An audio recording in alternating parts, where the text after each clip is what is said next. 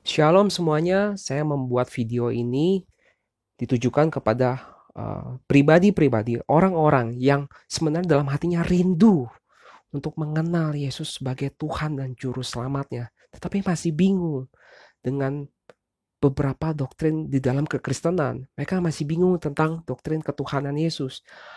Apakah Tuhan bisa menjadi manusia? Apakah Tuhan bisa? Karena di dalam pandangan mereka Tuhan itu tidak bisa menjadi manusia. Tuhan ya Tuhan, ya manusia manusia. Tuhan tidak sanggup menjadi manusia. Nah, sekarang saya akan memaparkan dari Alkitab Perjanjian Lama. Nah, kita tahu sesama umat, kalau umat Kristen tahu, di dalam Alkitab Kristen terbagi dalam dua bagian. Ada Alkitab Perjanjian Lama dan Alkitab Perjanjian Baru. Nah, Alkitab Perjanjian Lama ini isinya sama persis dengan kitab suci umat Yahudi, yaitu Tanakh. Yakni Tanakh terdiri dari Torah atau Taurat, Nevi'im atau kitab para nabi, dan Ketuvim, itu tulisan-tulisan suci lainnya. Dan kita akan mulai dari kitab Kejadian 18 ayat 1.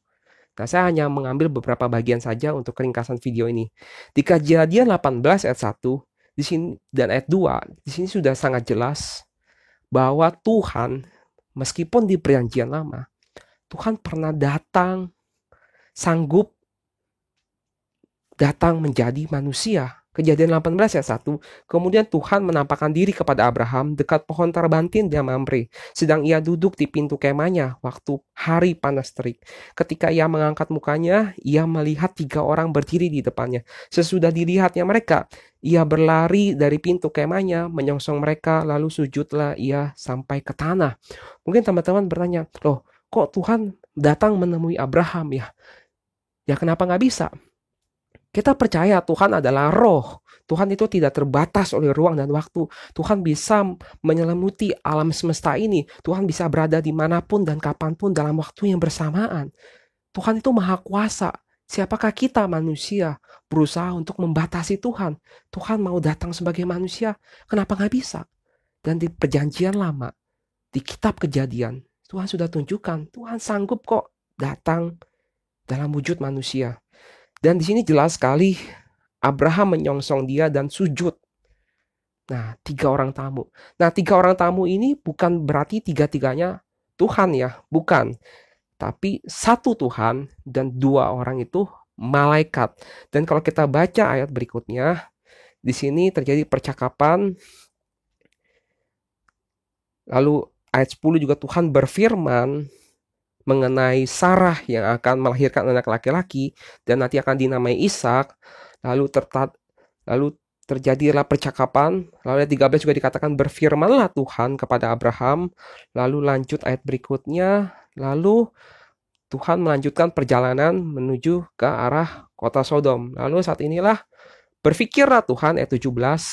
Apakah aku akan menyembunyikan kepada Abraham apa yang hendak kulakukan ini? Jadi jelas sosok ini adalah Tuhan sedang berbicara dengan Abraham. Lalu terjadi kalau kita baca terjadi tawar-menawar dengan Abraham mengenai apakah ada orang benar yang bisa diselamatkan dari kota Sodom. Lalu kita baca sampai ayat 33, lalu pergilah Tuhan setelah ia selesai berfirman kepada Abraham dan kembalilah Abraham ke tempat tinggalnya. Jadi Tuhan meninggalkan Abraham setelah selesai percakapan ini. Kalau kita buka Kejadian 19 ayat 1, kedua malaikat itu tiba di Sodom pada waktu petang. Jadi jelas dari 3 orang yang menemui Abraham, satu Tuhan dan 2 itu malaikat. Dan kisah di Kejadian 18 ini dikonfirmasi langsung oleh Tuhan Yesus di Yohanes 8 ayat 56 57 sampai 58. Kata Yesus, Abraham bapamu bersukacita bahwa ia akan melihat hariku dan ia telah melihatnya dan ia bersukacita. Di sini Yesus memberitakan bahwa sesungguhnya Abraham pernah menemui Yesus. Lalu ayat 57, maka kata orang-orang Yahudi itu kepadanya, umurmu belum sampai 50 tahun dan engkau telah melihat Abraham. Nah, orang Yahudi ini bingung. Bagaimana Yesus bisa bertemu dengan Abraham? Lalu 58, Kata Yesus kepada mereka, "Aku berkata kepadamu, sesungguhnya sebelum Abraham jadi, aku telah ada." Yesus telah menyampaikan, Yesus pernah menemui Abraham di kisah Kejadian 18 tadi. Kalau kita melihat ayat 58 ini, yang aku telah ada, itu dari kata dasarnya adalah ego eimi. Kalau dalam Inggrisnya I am. Ini yang sama dengan Keluaran 3 ayat 14. Ketika Tuhan memperkenalkan dirinya kepada Musa. Firman Allah kepada Musa, "Aku adalah aku. I am that I am." Inilah Tuhan, nama Tuhan. Eheye, Aser, Eheye. Aku adalah aku. Aku yang telah ada, sekarang ada, dan seterusnya ada. Aku yang kekal. Tuhan yang kekal. Dan ketika ditranslate Septuaginta, terjemahan Septuaginta menjadi bahasa Yunani 100 tahun sebelum Yesus datang ke dunia ini, kata eheye ini sudah ditranslate menjadi ego eimi. I am. Nah, itu yang pertama. Kita bisa melihat Tuhan ternyata agama Yahudi dan agama Kristen dalam kitab sucinya sama-sama mengakui Tuhan sanggup dan pernah datang sebagai manusia. Tuhan sanggup dan pernah datang sebagai manusia. Oleh karena itu tidaklah aneh jika sekarang teman-teman bisa mencari di Google, ada namanya gerakan Yudaisme Mesianik. Orang-orang Yahudi yang menemukan Yesus sebagai Tuhan dan Juru Selamatnya. Mereka mempelajari Alkitab mereka, kitab suci mereka sendiri, kitab suci Tanakh. Mereka mempelajari dan mereka mencocokkan dengan kisah Yesus. Dan mereka menemukan Yesuslah Sang Mesias. Nah, good news-nya adalah ternyata kitab suci orang Yahudi dan kitab suci orang Kristen dari bagian perjanjian lama itu sama, tulisannya sama. Jadi itu sekaligus mematahkan tuduhan bahwa Alkitab telah dipalsukan. Jika Alkitab sudah dipalsukan, agama Yahudi dan agama Kristen sudah berpisah lebih dari 2000 tahun yang lalu. Agama Yahudi dengan 2000 tahun lalu berjalan sendiri, agama Kristen 2000 tahun lalu juga sudah berjalan sendiri. Tapi kitab sucinya sama, tulisannya sama. Hanya mungkin penafsiran bisa berbeda karena imannya berbeda. Tetapi kitab sucinya sama. Kitab sucinya sama antara umat Yahudi dan Kristen. Ya ini Alkitab perjanjian lama. Sama. Jadi gak ada yang bisa memalsukan. Kalau Kristen yang memalsukan, pasti Yahudi teriak. Kalau Yahudi yang memalsukan, pasti Kristen teriak. Tidak ada mungkin yang bisa memalsukan. Karena kitab sucinya sama. Dan itulah kita percaya. Tuhan yang sanggup menjadikan alam semesta ini, Tuhan yang sanggup membuat langit dan bumi ini, Tuhan juga sanggup memelihara kitab sucinya. Nah, kita lanjut ke Yesaya 9 ayat 5. Tapi dalam versi bahasa Indonesia ayat 5 dan ayat 6, kalau versi Inggris ayat 6 dan ayat 7. Kitab Yesaya ini ditulis 700 tahun. 700 tahun sebelum Masehi. Artinya 700 tahun sebelum Yesus dilahirkan. Tapi Alkitab sudah menyatakan jelas. Sebab seorang anak telah lahir untuk kita. Seorang putra telah diberikan untuk kita. Lambang pemerintahan ada di atas bahunya. Dan namanya disebutkan orang penasihat ajaib. Allah yang perkasa. Bapa yang kekal. Raja damai. Siapakah manusia yang lahir bisa dikatakan sebagai penasihat ajaib? Allah yang perkasa, Bapa yang kekal, everlasting Father, Raja damai. Nah, mungkin ada orang mempermasalahkan, oh ini ada kata tensis lama nih, telah lahir. Telah lahir artinya sudah terjadi. Nah, maka kita membaca ayat ini harus satu rangkaian. Kita buka juga ke ayat berikutnya. Besar kekuasaannya dan damai sejahtera tidak akan berkesudahan di atas tahta Daud dan di dalam kerajaannya, karena ia mendasarkan dan mengokohkannya dengan keadilan dan kebenaran dari sekarang sampai selama-lamanya. Kecemburuan Tuhan semesta alam akan melakukan hal ini. Akan melakukan hal ini. Yang mana? Satu rangkaian. Jadi kata telah lahir itu adalah satu frasa. Seorang anak ini seakan-akan telah lahir. Dan besar kekuasaannya. Dan anak ini disebutkan Allah yang perkasa, Bapa yang kekal. Dan kerajaannya tidak akan berkesudahan. Siapakah dia? Dan kita sebagai umat Kristen mengimani ini adalah Tuhan Yesus.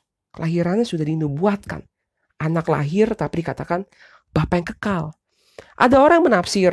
Saya pernah membaca seorang rabi Yahudi yang menafsir ayat ini adalah, ini seorang anak yang sudah lahir, ini adalah seorang Raja Hizkia. Menurut saya itu sama sekali tidak tepat kalau dikatakan anak ini adalah Raja Hizkia. Karena Raja Hizkia sudah meninggal, digantikan oleh Raja Manasye anaknya, lalu digantikan raja-raja berikutnya, dan tidak ada kerajaan yang tidak berakhir. Tidak ada. Dan tidak ada seorang manusia pun, manusia fana, yang bisa diberikan gelar Bapa yang kekal. Bapa yang kekal itu adalah everlasting Father. Siapa yang kekal? Alfa dan Omega. Itu kekal. Tidak berawal dan tidak berakhir. Hanya Tuhan sendiri yang berhak menyandang Alfa dan Omega. Yang awal dan yang akhir. Dan kerajaan Yesus tiada berakhir. Yesus mengatakan di Matius 28 ayat 17 sampai ke 18, pertama kita baca 17. Ketika melihat dia, mereka menyembahnya, tetapi beberapa orang ragu-ragu. Nah, di sini sangat jelas Alkitab menyatakan ada orang sudah menyembah Yesus. Lalu ayat 18, Yesus mendekati mereka dan berkata, "Kepadaku telah diberikan segala kuasa di sorga dan di bumi." Yesus memiliki kerajaan. Kerajaan Yesus ada di kerajaan sorga. Dan juga dia memiliki kerajaan di bumi. Apakah kerajaan Yesus di bumi? Gereja. Gereja adalah kerajaan Yesus di bumi. Nah, kembali lagi. Itu yang kedua. Sekarang lanjut lagi kita ke Yeremia 23 ayat 5 sampai 6. Yeremia 23 ayat 5. Sesungguhnya waktunya akan datang. Demikianlah firman Tuhan. Bahwa aku akan menumbuhkan tunas adil bagi Daud. Ia akan memerintah sebagai raja yang bijaksana dan akan melakukan keadilan dan kebenaran di negeri. Seorang raja artinya sosok manusia. Dalam kerajaannya, Yehuda akan dibebaskan dan Israel akan hidup dengan tentram, dan inilah namanya yang diberikan orang kepadanya. Tuhan keadilan kita. Raja yang akan tumbuh dari tunas adil bagi Daud, yang berasal dari keturunan Daud. Tapi namanya disebutkan adalah Tuhan keadilan kita. Ada nama Tuhan keadilan kita. The Lord our righteousness. Kalau kita buka dengan Alkitab yang ada versi bahasa aslinya, kita bisa menemukan ini adalah Adonai Sidkenu. Tuhan adalah keadilan kita. Atau Yahweh Sidkenu. Tuhan keadilan kita. Sudah dikatakan dari Yeremia bahwa tentang nubuatan Sang Mesias yang akan muncul dari garis keturunan Daud. Dan namanya akan disebutkan sebagai Tuhan keadilan kita. Kita lanjut lagi ke Mika 5 ayat 1. Mika 5 ayat 1. Ya. Versi ayat Indonesianya 5 ayat 1. Tetapi engkau, hai Bethlehem Efratah, hai yang terkecil di antara kaum-kaum Yehuda, daripadamu akan bangkit bagiku seorang yang akan memerintah Israel, yang permulaannya sudah sejak purbakala, sejak dahulu kala. Nah, pertama kita lihat di sini adalah Bethlehem Efratah. Mungkin bagi umat Kristen tidak asing. Bethlehem adalah tempat di mana Sang Mesias, Yesus Kristus, dilahirkan. Tapi dikatakan dari Bethlehem Efratah ini akan lahir seseorang yang memerintah Israel, yang permulaannya sudah sejak purbakala. Ini dalam bahasa Indonesia, sejak purbakala. Tapi kalau kita bahasa Inggris, kita akan lebih jelas. Yang permulaannya from everlasting. dari kekekalan. Seorang raja yang permulaannya dari kekekalan. Siapakah manusia yang bisa disematkan permulaannya dari kekekalan?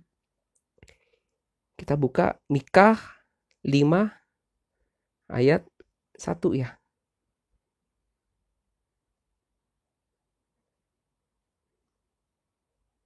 Ayat 2. Kalau versi Inggrisnya ayat 2. Dari kekekalan, everlasting. Everlasting. Di Alpha and di Omega. Yang awal dan yang akhir. Hanya Tuhan yang berhak menyandang status itu.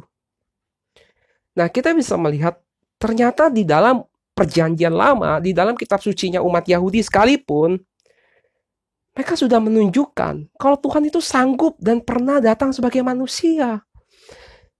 Maka tidaklah aneh jika iman Kristen yakin dan mengenal Tuhan datang sebagai manusia, datang sebagai Kristus Yesus. Yesus Kristus datang ke dunia untuk menebus dosa umat manusia. Supaya kita semua memperoleh jalan keselamatan yang disediakan oleh Tuhan Yesus. Ayat terakhir kita buka di Filipi 2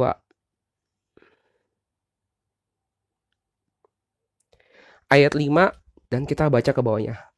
Hendaklah kamu dalam hidupmu bersama menaruh pikiran dan perasaan yang terdapat juga dalam Kristus Yesus, yang walaupun dalam rupa Allah tidak menganggap kesetaraan dengan Allah itu sebagai milik yang harus dipertahankan, melainkan telah mengosongkan dirinya dan mengambil rupa seorang hamba dan menjadi sama dengan manusia. Dan dalam keadaan sebagai manusia, ia telah merendahkan dirinya dan taat sampai mati, bahkan sampai mati di kayu salib. Itulah sebabnya Allah sangat meninggikan dia dan mengaruniakan kepadanya nama di atas segala nama. Supaya dalam nama Yesus bertekuk lutut segala yang ada di langit dan yang ada di atas bumi dan yang ada di bawah bumi, dan segala lidah mengaku Yesus Kristus adalah Tuhan bagi kemuliaan Allah Bapa. Amin. Semoga video ini bisa memberkati dan bisa mencerahkan bagi teman-teman yang sedang mencari kebenaran.